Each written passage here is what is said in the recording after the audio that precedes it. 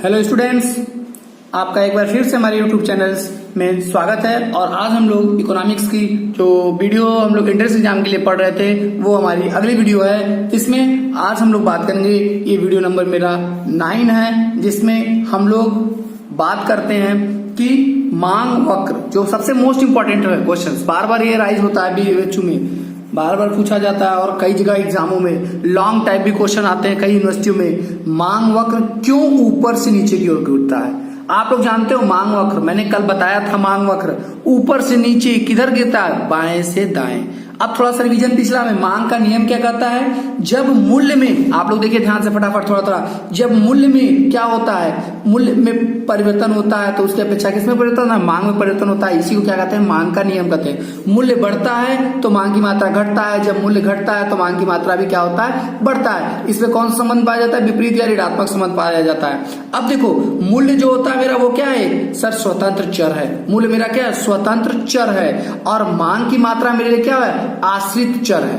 मांग की मात्रा क्या हमारे? आश्रित चर है। तो आपने इसको फिगर के द्वारा दिखाया गया था और ये मांग वक्र है। जब मांग तालिका से किसी को मांग की मात्रा और मांग के मूल्य को जब हम लोग क्या करते हैं, चित्रों के द्वारा प्रदर्शित करते हैं, तो उसी को हम लोग किसके जो बनती हुई बिंदुओं को मिलाती हुई रेखा खींची जाती है, उसी रेखा को हम लोग किसके नाम से जानते हैं? मांग वक्र के नाम से जानते हैं। और मांग तालिका क्या होती है सर? मांग तालिका मतलब कि जो मूल्यों में परिवर्तन होने से जो मांग की मात्रा के विभिन्न संयोग को दिखाया जाता है, उसको हम लोग क्या कहते हैं? मांग तालिका कहते हैं। आपने ये बताया था, ठीक है।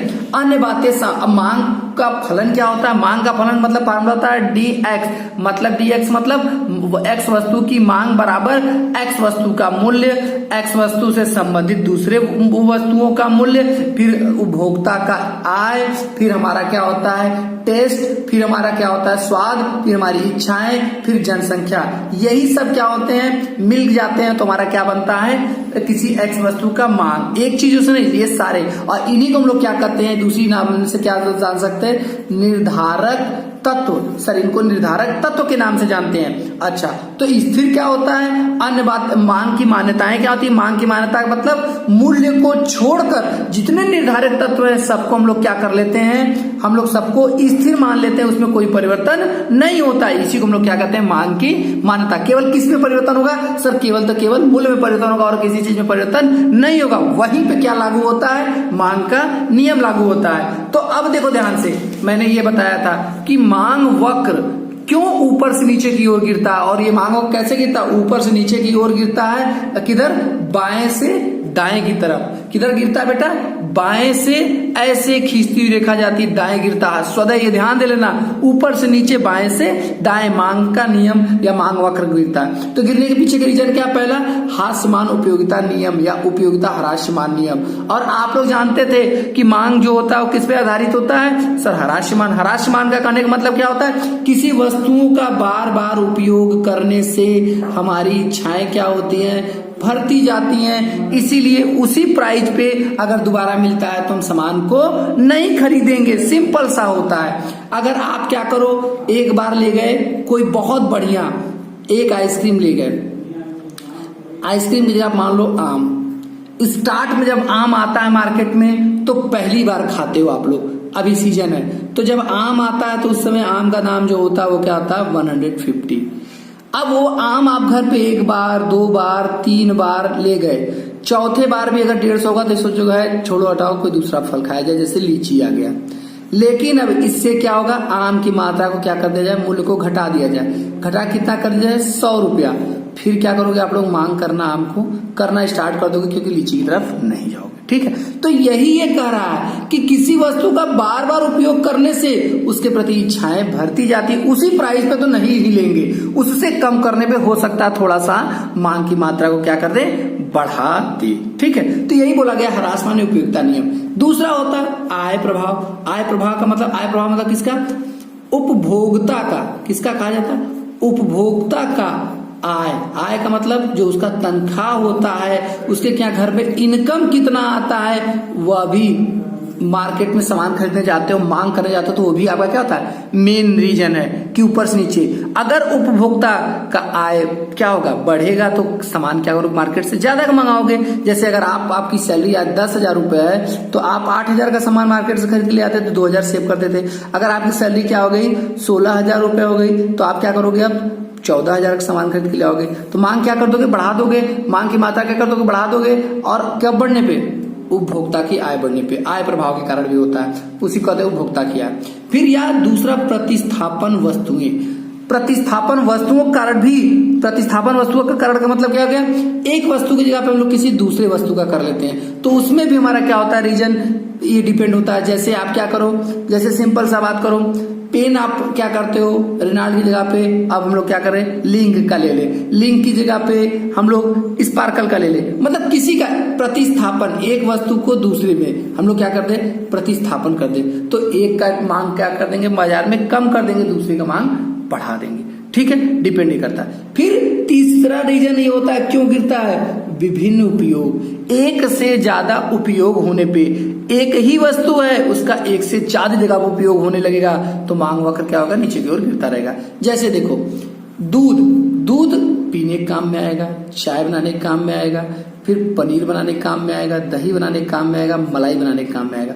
तो ये कई चीजों को बनाने के काम में आएगा। दूध, दूध से लस्सी बनाया जा सकता है। मतलब कई कामों से हम लोग क्या करने में काम आ सकता है। इसलिए एक ही वस्तु का कई जगह उपयोग होता है, तो उसी को हम लोग क्या करते हैं, उस कारण से भी मांग वक्र ऊपर से नीचे की ओर गिरता है। ये याद कर लेना बेटा, मोस्ट इंपोर्टेंट पूछता है, ये ऑप्शनल में आएगा और कहेगा इसमें कौन नहीं या कहेगा क्यों कौन है। फिर एक नए ग्राहक के प्रवेश से भी हर समय जब मूल्य क्या होगा, 4 रुपया था, मूल्य कितना था, मान लो 4 रुपया, तो कितना पीस ऑर्डर होता था, 5 पीस के लिए ऑर्डर करते थे लोग, मूल्य 3 रुपया हो जाएगा। तो ये ध्यान दे रहे हो, कुछ लोग क्या करते हैं, पैसा जुटाते रहते कि वो सामान खरीदेंगे, और जब अचानक उसका मूल्य घट जाएगा तो वो व्यक्ति क्या हो जाएगा, मान लो एक लड़का है, वो जब हमारे यहाँ पे 5 लड़के, टोटल कितने लड़के थे, 6 लड़के थे। कितने लड़के थे, 6 लड़के थे। कितने लड़के थे, 6। सब इस 5 के पास कितना था, 5 के पास कितना था, 5 के पास 4 रुपया था। तो एक आइसक्रीम इस सब 5 खरीद पाते थे, लेकिन ये नहीं खरीद पाता था।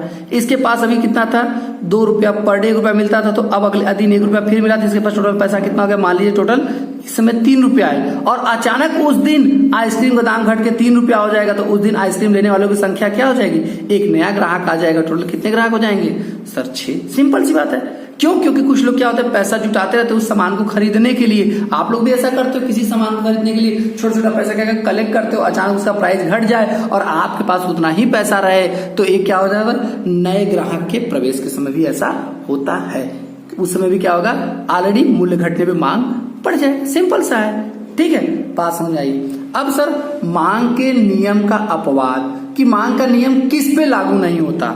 हाँ बेटा, तो मांग का नियम क्या कहता है, मूल्य घटने पर मांग हमारा क्या होता है, हमने बताया मूल्य घटने पर हमारा मांग बढ़ता है और मूल्य बढ़ने पर मांग मेरा घटता है। लेकिन आप देख लो, प्रदर्शन प्रभाव की वस्तुएं, मतलब सोने चांदी या कला आकृति, बहुत फेमस बड़े बड़े लोगों की अगर कोई पेंटिंग वगैरह होगी, उसकी मूल्य कितना भी बढ़ जाए, कितने भी सोने चांदी का मूल्य बढ़ जाए, लेकिन वो क्या है, दिखावटी वस्तुएं हैं, प्रदर्शन प्रभाव या दिखावटी वस्तुएं हैं, तो उससे क्या होगा, हमारा दिखावटी वस्तुएं, प्रदर्शन प्रभाव की वस्तुएं से पर मांग का नियम लागू नहीं होता है। क्योंकि हम लोग साफ जानते हैं, उसी को अनदेखा कर देना, हम लोग क्या करते हैं, उस पे मांग का नियम नहीं लागू होता। सोना बढ़ेगा तो भी हम लोग मांग और क्या करते हैं, बढ़ा देते हैं। इसमें उल्टा संबंध नहीं होता कि मूल्य बढ़ रहा है तो मांग को घटा दे, नहीं, ऐसा नहीं। जैसे इसमें देखो, सोने की प्राइस पहले कभी हुआ था 2,000, 4,000, 10,000 रुपया होता था 10 ग्राम का, आज 50,000 हो गया, लेकिन लोग लेने वाली संख्या उतनी ही बढ़ती चली जा रही है, क्योंकि वो प्रदर्शन प्रभाव की वस्तुएं हैं। प्रदर्शन प्रभाव की वस्तुओं में और सारी चीजें आ सकती हैं,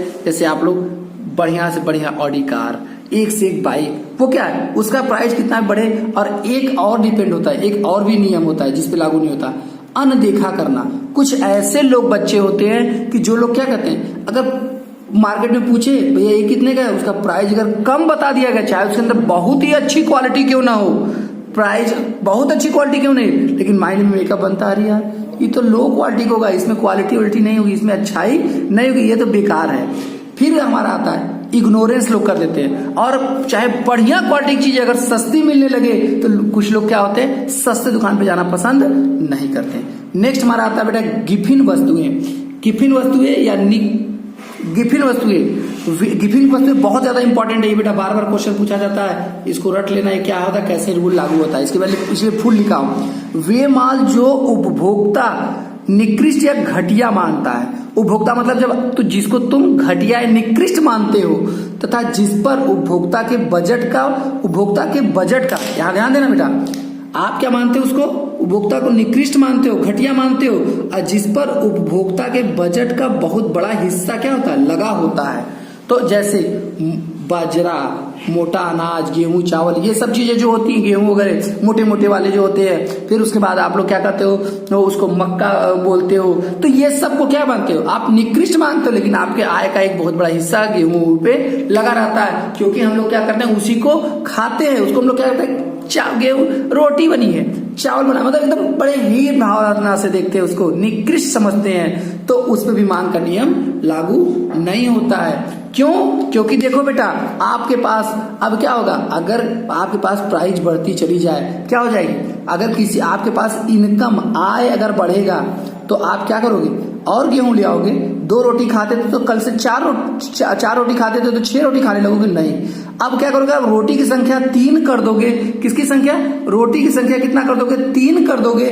लेकिन ध्यान देना, उस जगह पे आपका आय बढ़ने के कारण क्या करोगे, आप ब्रेड मंगा लोगे, जेम मंगा लोगे, मतलब नाश्ता करने लगोगे, अच्छी अच्छी चीजों का नाश्ता करने लगोगे। तो यही बोलता है गिफिन वस्तुएं कि इस पे भी मांग का नियम लागू नहीं होता। मांग का नियम लागू मतलब कि अगर आय बढ़ती है तो अगर तो उस कंडीशन में हम लोग और बाजार से गेहूं चावल नहीं खरीद के लाते, जो लाते थे वो क्या होता है, फिक्स लाते थे, पास में उस पर भी मांग का नियम नहीं लगता। और एक और भी ऐसी वस्तु है, भविष्य में किसी वस्तु के मूल्य बढ़ने या घटने की आशंका, जैसे देखते थे कभी कभी न्यूज में आया था कि नमक का मूल्य कल से पता चला हो जाएगा 2000 रुपया किलो, तो लोग क्या करते हैं, तोड़ ताड़ के जबरी चीजें खरीद के रख लेते हैं। जैसे लॉकडाउन लगा तो लॉकडाउन में लोग यही रहे थे ना, शुरुआत में जब लॉकडाउन लगा तो लोगों ने क्या किया, मार्केट जाके सामान खरीदा और महंगी सामान खरीद ली।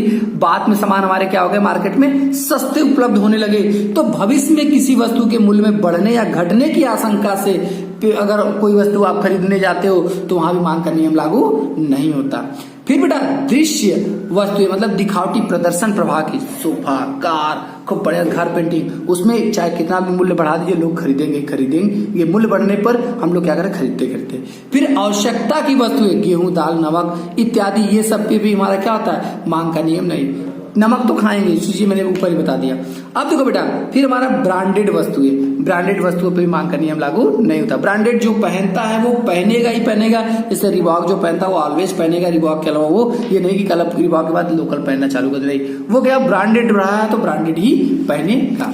तो ये हमारे क्या है। उसके बाद अब हम लोग आते हैं मांग के, यहां पे बात करते हैं मांग के नियम के प्रकार या मांग के प्रकार। मांग कितने प्रकार का होता है, तो मांग हमारा 3 प्रकार का होता है, एक मूल्य मांग, एक आय मांग, एक आड़ी मांग। एक मूल्य मांग, एक आय मांग, एक क्या होता है, आड़ी मांग।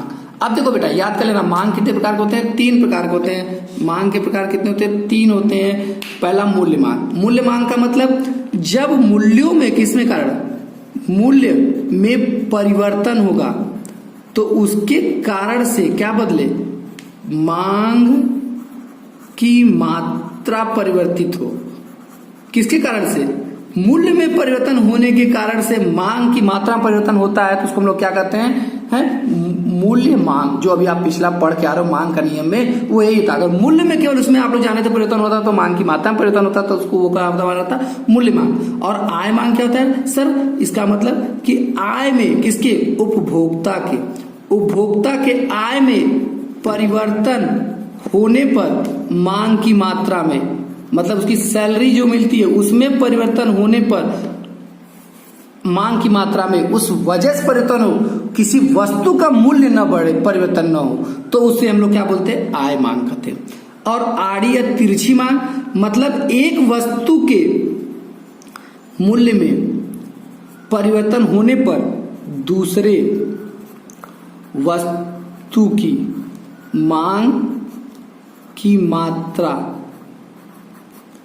परिवर्तित होती है तो उसे हम लोग क्या कहते हैं, आड़ी या तिरछी मान के नाम से जानते हैं। एक वस्तु कोई और है, उसकी वजह से किसी दूसरे पे, तो आड़ी तिरछी वस्तुएं दो प्रकार की होती है बेटा, एक प्रतिस्थापन और एक क्या होता है, पूरक वस्तुएं होती है। आगे हम लोग वस्तु के बारे में पढ़ाएंगे तो बताएंगे प्रतिस्थापन और पूरक। प्रतिस्थापन का मतलब और पूरक का मतलब वो आगे हम लोग जब पढ़ेंगे तो आप लोग को हम बताएंगे बेटा। आज हम लोग चलते हैं, बस इतना ही। हम लोग अब नेक्स्ट वीडियो में नेक्स्ट चीजों को हम लोग पढ़ेंगे, उसके बारे में समझेंगे बेटा। मैं चलता हूँ बेटा, बाय बाय। आप हमारे वीडियो को लाइक करें, चैनल को सब्सक्राइब करें, नीचे बेल आइकन को दबाना आप लोग ना भूलें, जिससे कि आपको प्रॉपर नोटिफिकेशंस मिलती रहे हमारे वीडियो के बारे में। ठीक है बेटा, और चलते बेटा, बाय बाय।